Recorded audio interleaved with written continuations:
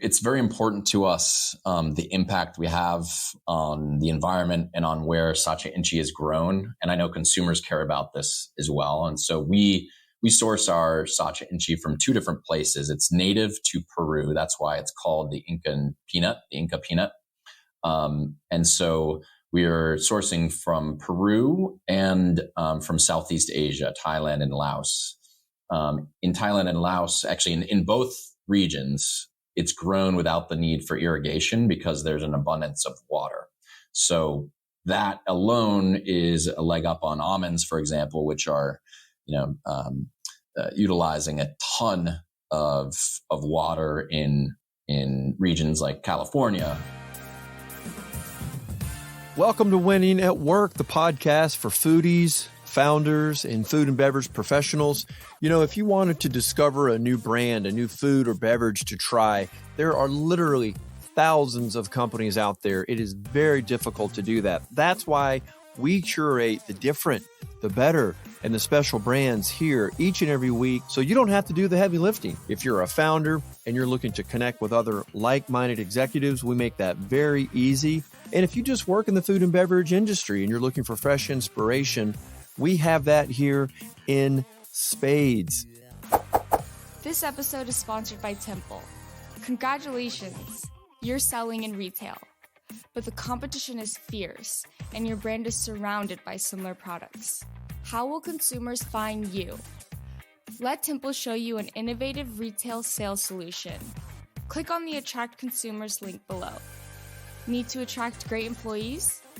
Click on the Hire Now below and we'll show you how to use your culture to help you stand out. Stay tuned for this week's episode. Welcome to Winning at Work, everybody. We're doing a series on, once brands get into retail, what do they do to support it? How are they supporting their brands? There's so many different choices that entrepreneurs have to support those great brands when they do get in. Now, not everybody can go on Shark Tank to help support their brands. Some do. I am really stoked. I have Aaron Gailmor. He's the CEO of Roots Foods. There are a lot of people that they can't eat nuts. We have seen a huge rise in food allergens over the years. So this is actually not a nut. And I've got some samples here that we're going to kind of talk through. But what we're looking at is something literally all Roots foods. They don't have any peanuts, no tree nuts, no dairy, no eggs, no wheat, no soy, no sesame, no fish, no shellfish.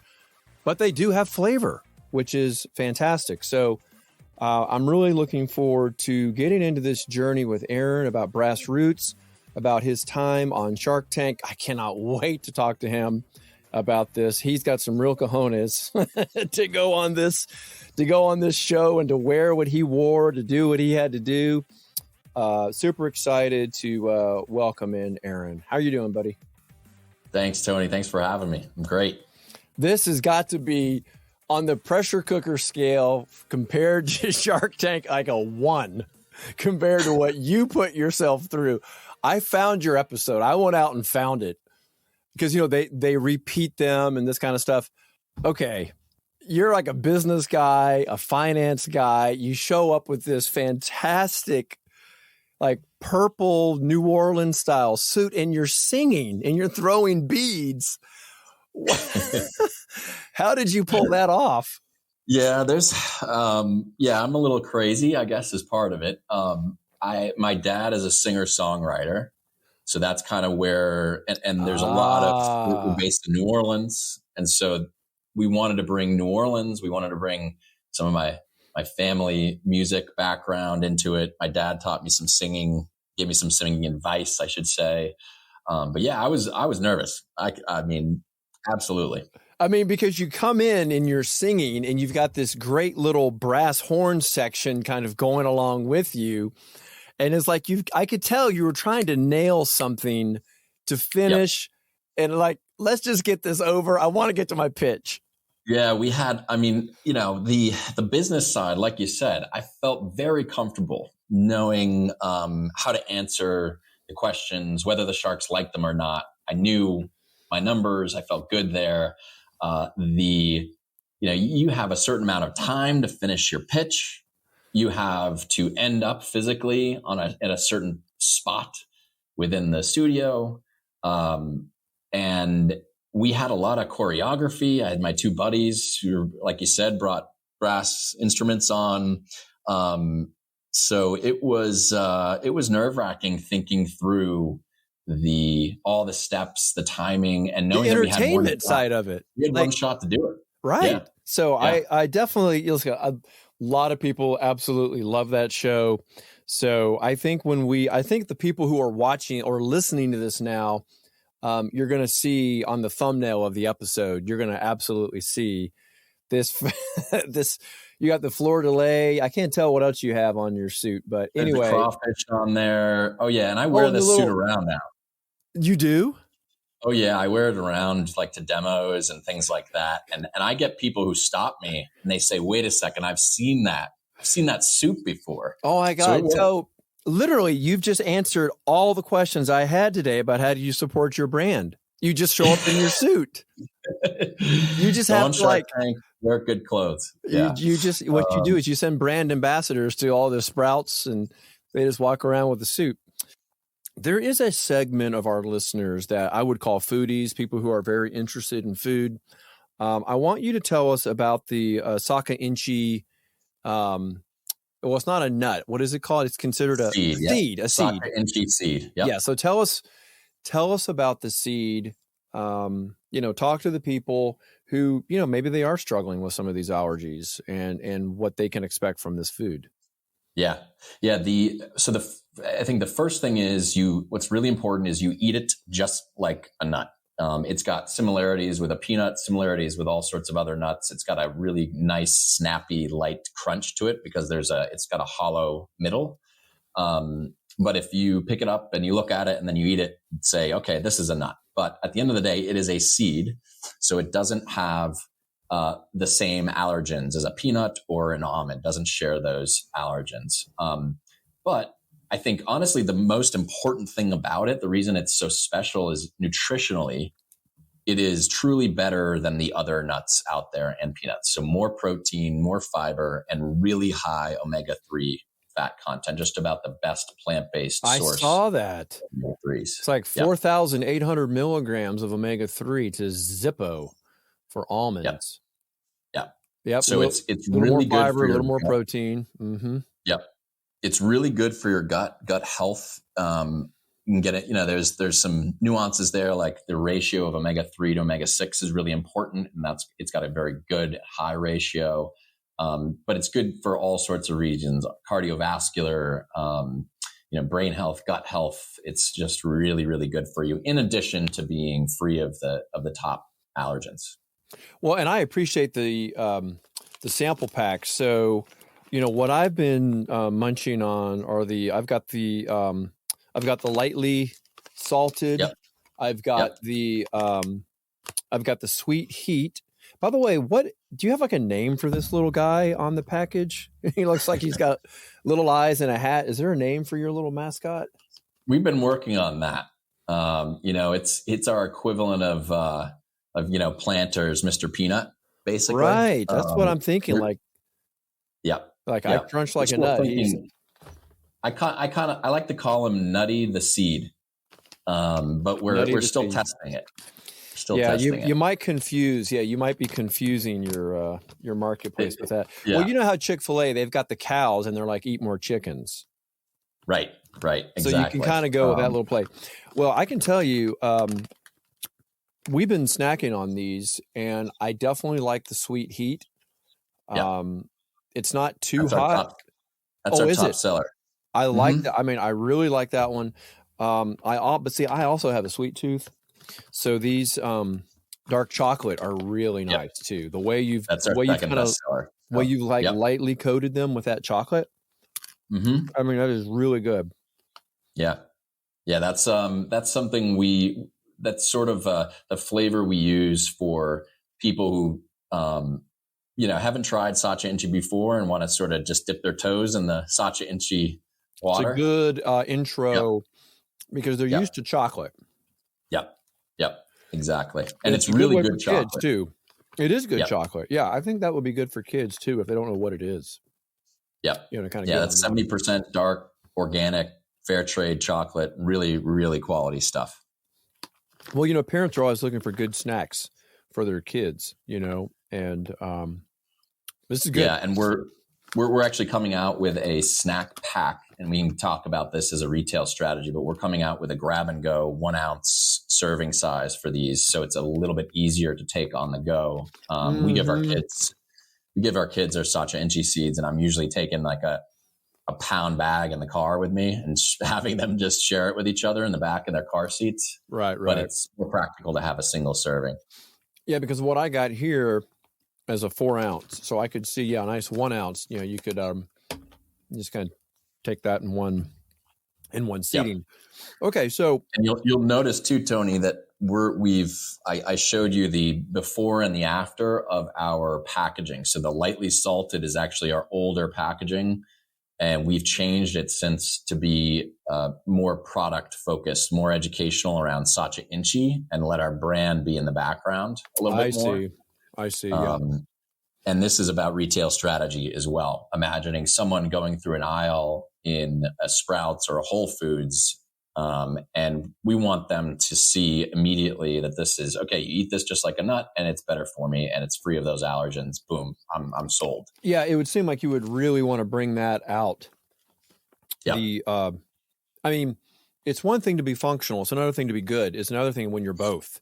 So you really want to highlight that, because I would imagine, and we'll get into this in a little bit, but you know, you're obviously going to be reaching out to those groups that, you know, that are affected by those, allergens. I mean, there's just a lot of groups out there, you know, moms, and, you know, there's all kinds of Facebook groups that they all kind of get together. So I think you have a lot of opportunities for some of those niches.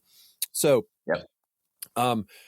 anything else about the product though, before we kind of dive in and get into kind of where you are currently in retail?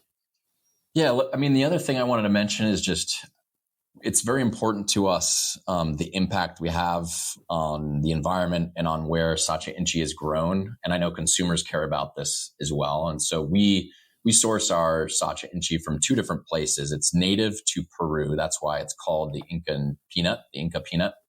And so we are sourcing from Peru and from Southeast Asia, Thailand and Laos. In Thailand and Laos, actually in both regions, it's grown without the need for irrigation because there's an abundance of water. So that alone is a leg up on almonds, for example, which are, utilizing a ton of water in regions like California. That of course, I mean, you're solving the sustainability issue just in the very fact that the inputs are so much lower. Exactly, and in the case of Peru, for example, these are true. In many cases, these are farming families and communities where it's the first time they've ever contracted with a business, and the idea is to help. They're paid fair trade. They are provided with like additional guidance on how to use regenerative agriculture, so the land stays fertile and healthy. So it's a really great story all the way through to the agriculture side. I think people are becoming more heightened to, how food is grown, where it is grown, what are the practices around it. And I think that this is one of those great foods that you can kind of see a mission behind it. I think that helps you. I think that should help you with retail, with retail buyers. I think they know there's a segment of the population that they're looking for those things, right? So I think you can kind of check that box. But then kind of that, social side of it, I think, I think consumers, they want to do more than just purchase a product.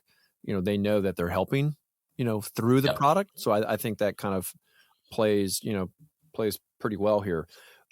So let's kind of shift to kind of where you are now in retail. So you're with, is it Sprouts and Whole Foods? And where else? Correct. Yeah. Sprouts farmers markets nationally, and then Whole Foods regionally in Louisiana. Okay. So you're Sprouts nationally. Yes. All right. Well, kudos on doing that. And now you're regional with Whole Foods. Correct. Which story do you think is better for us to kind of dive into this? Which of those retailers would you like us to focus on?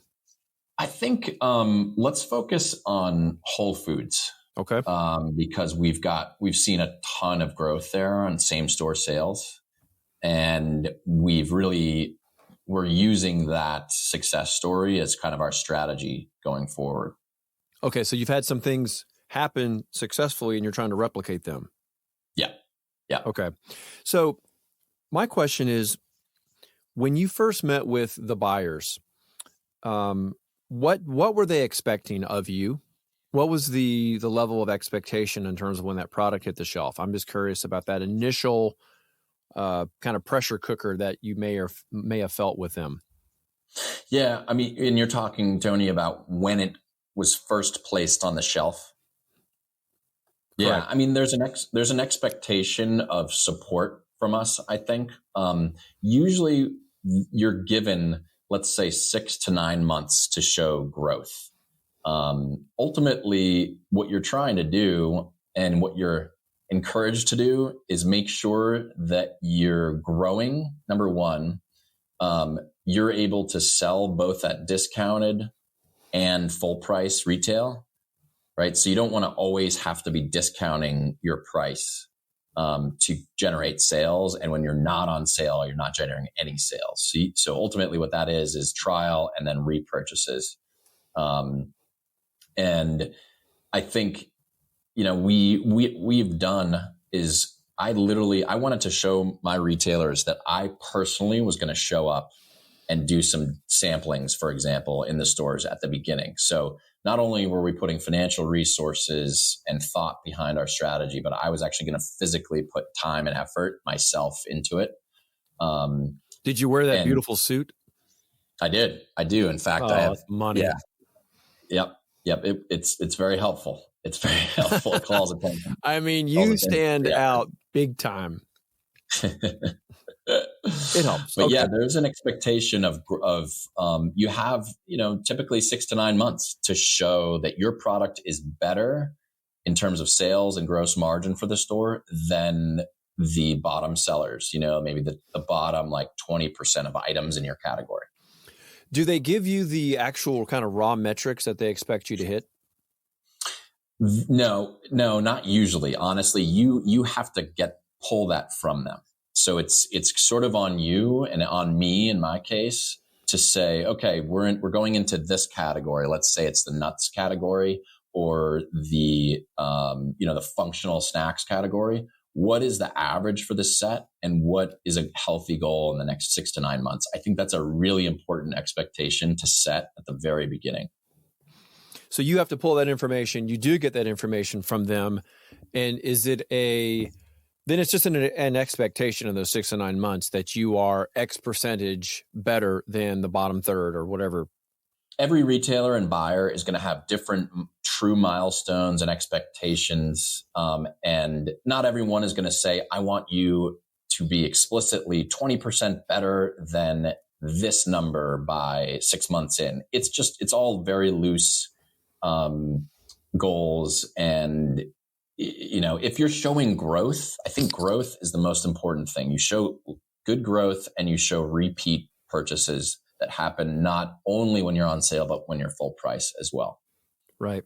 So talk to me a little bit about your strategy then. Maybe it's through merchandising, I don't know, end caps or pop-up displays, or maybe you're paying extra for certain slotting fees to be in certain places in the store. Maybe even touch on trade spend. So kind of walk us through what's currently maybe your best idea at this point. Yeah. Well, okay. So the number one, the best, like simply put, the best thing you can do for retail is get as much real estate within a given store as possible. Like that is so the Holy Grail is like an end cap that is 100% brass roots in a Whole Foods. I mean, that is how you get to a ton of trial and a ton of velocity growth. You get a lot of new customers buying your product for the first time. And then ideally, from there, you're seeing them come back and buy you again when you're not on an end cap, but you're in your regular place in the planogram. To do that stuff, there's a bunch of different strategies you can employ. There is the go to corporate strategy, where you're most likely paying a big fee to get off shelf placement in a bunch of stores at Whole Foods or Sprouts or pretty much any retailer like that. So there's that strategy that, quite honestly, it's very hard for small brands to afford. There's another strategy, which is the one we employ, where we've got either ourselves or brand ambassadors in different cities they might be customers of ours that decided they want to work for us part-time because they're just really passionate.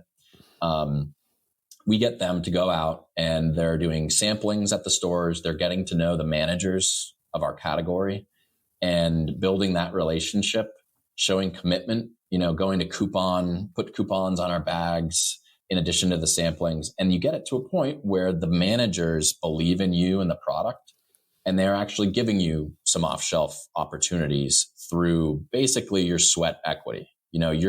Think of that throwing like you a bone. Yep.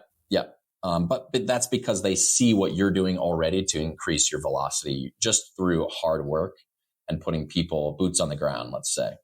And there are field services teams that you can hire that specifically focus on this stuff too. They do merchandising. They have established relationships at the store level. And so they're fighting to get you, maybe you can get a shipper display, right, in a store that is branded and merchandises your product on the floor, or even just, a step down from that is doing clip strips, right? You've walked by an aisle where you see clip strips hanging product there. That kind of stuff I love because in many cases it's building relationships and it doesn't come with a massive fee necessarily. So what's your opinion though about the field service, the third party groups that do that? Because they're obviously known in the store as, hey, this is not, Grassroots team. This is a third party. They're obviously not going to be building that relationship as well if it was you or one of your ambassadors. Correct. Brand ambassadors are the best if you get really good brand ambassadors and you're able to manage them, which takes time because you have to really think of them almost like an employee. So the key with ambassadors is, can you actually find really good ones that care? And can you put in the time to manage brand ambassadors? There are companies that are still small, medium sized that literally have one person whose role is brand ambassador management. So they might have 50 people that they manage, right? And they schedule demos with, and they're pushing and incentivizing and giving bonuses to. And so that's the key to ambassadors. It's hard. It's a lot of work, but we have some awesome ones that we've now become such, I guess our relationships have been built such that they're great at managing their own time. They're fully incentivized, et cetera. The teams, the agencies are really good at their efficiency, and you don't have to manage them, right? You do in the sense that you need to expect and demand results, but they're good at what they do. They're going to be going to the stores periodically and frequently without you asking them to. And so you rely on that, and that's their value add. Right. So you're using the agency and they're kind of managing obviously the recruitment and the management and the efficiency and effectiveness of the ambassadors, or you're building your own program out almost like a college internship program in some way, or like these micro influencers. I would imagine that would be kind of an interesting kind of pairing if you could find brand ambassadors who are also kind of those micro influencers, and they kind of work together in some way that they actually kind of promote it on their own platforms. That's actually exactly what we're doing right now. And truthfully, that strategy has come about purely because it's been organic. So, I'll give you an example. In Austin has become probably our best single market. And part of that is the people in Austin have an appreciation for products like ours, but also we have two phenomenal ambassadors. They're one of whom is a customer, had some health issues, led him to our products. And now it's a husband and wife duo that are ambassadors for us on their off days, on the weekends. The wife is really good at Instagram and other content. Interesting. And the husband actually does not only the demos, but he's doing sales for us as well. So they're like, it's a combination of content, like you said, a little micro influencer strategy combined with the samplings and et cetera. So it works out really well. It's just very hard to find that. I was going to say that's like a unicorn in a way, that you found that team, because I was trying to think, what would be the demographic, of the ambassadors, but I guess if you like it and it's helped you in some way, it really doesn't matter, what category if you fit in or what demographic you fit in. One thing, Tony, that we have actually found in other cases, different regions, if you encourage the brand ambassador to do what they enjoy doing for your brand, then they'll often go a different direction. So we hired someone in California who was a customer and loved our products to start doing samplings. They still do samplings, but what became clear quickly, they started doing not free, but they started doing content for us organically without us asking, just on their personal Instagram. And all of a sudden, it was great, awesome recipes with Sacha Inchi. And so we said, hey, why don't you just keep doing that? It's really good, and you want to do it, and it's organic. And so in some cases, they just show you what they want to do for you. All right, so let's talk about the role of advertising in your kind of your budget or your strategy. Obviously, you've got the socials, the paid socials, the pay to click, impressions, things like that. What's your opinion? Does it work? Have you tried it? What's your kind of some of your key learnings around that? Yeah, I have tried just about everything at this point. We went through a period in 2021 where we were pretty heavy into online advertising, specifically social, Instagram, customer acquisition. And we found that depending on the product, it could work really well. But at a certain point, especially when I know other brands have experienced this, especially when some of the targeting capabilities were reduced by the Apple versus Facebook battles that became pretty public. It's harder to target people. So, for example, it used to be a lot easier for me to target someone with an allergy in the household. That was a lot easier 2 years ago. It was easier for me to directly target someone who is clearly following the keto diet, right? Because our seeds are also very keto friendly. That has all become much harder now. And not only that, but budgets there are big pockets that are spending on Instagram ads, and especially trying to get keto dieters to buy their products, big budgets. And so that's basically what you're up against as a small brand. So suffice it to say, we've really pulled back from social media advertising specifically to acquire customers and to generate direct orders. If we are doing it, we're directing them to Amazon at this point because it's the lowest friction purchase point for online, right? They can click on an ad, immediately go to their Amazon app, and with one click, they've purchased your product. Yeah, it's in their cart and out. So the online strategy is basically DTC through Amazon. Yep. If there is something for them to click on. Other than that, it sounds like you want those ambassadors, kind of boots on the ground in the store. Yeah, and just to clarify, what we are doing some ads, some native Amazon ads. So we're doing ads within the Amazon platform, and because we're meeting people where they're shopping, we're giving them an ad as they're purchasing items. That's working well, and you can tell what they're buying, what they're not buying. Yes. Yeah. So I can. Can you? I would imagine. I can tell what they're searching for. So you can optimize. If someone's searching for Sacha Inchi Seeds, for example, I want to be the brand that they're looking at. We're working our way into different search term advertising, but that's the place you want to be because they're in the shopping mode when you're placing that ad. What we are doing on social though is I view that now as more of a brand awareness play. So like top of the funnel marketing. So what we'll be doing is we'll be doing some ads so for example, we'll be expanding into more stores in Texas is our expectation. We'll be doing ads in Texas that are designed to be sort of local in nature, Austin based or Houston based or Dallas. And it's really brand awareness so that when they go into a retailer, they see us.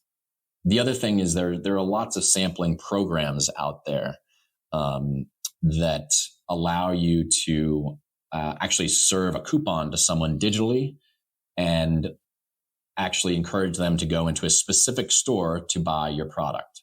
And so those kind of companies, Tastermonial is one of them. And then there are lots of other sort of, Sample is another one. Aisle is another one. Yep. All these sampling programs. Yeah.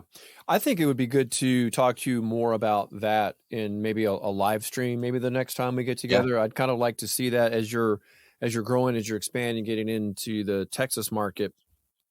I'd like to maybe bring you back. I might have some other guests on too that y'all can kind of talk through. Be kind of curious to see That'd be a fun one.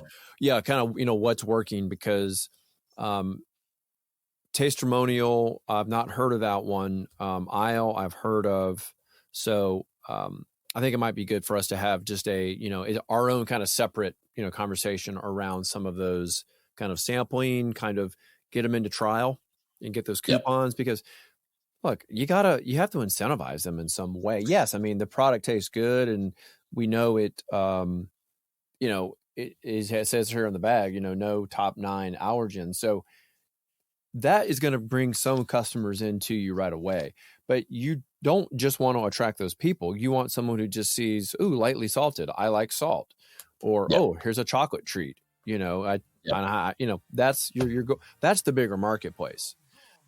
Yeah, and I think it's we, like you said, we're introducing something that most people have not heard of. I mean, it's going to be a small group, a niche, and so as we expand into retail, the challenge for us is to get people to give it a shot in that trial and recognize us and find us, and so it's all about. How do you push trial? How do you push people to find you?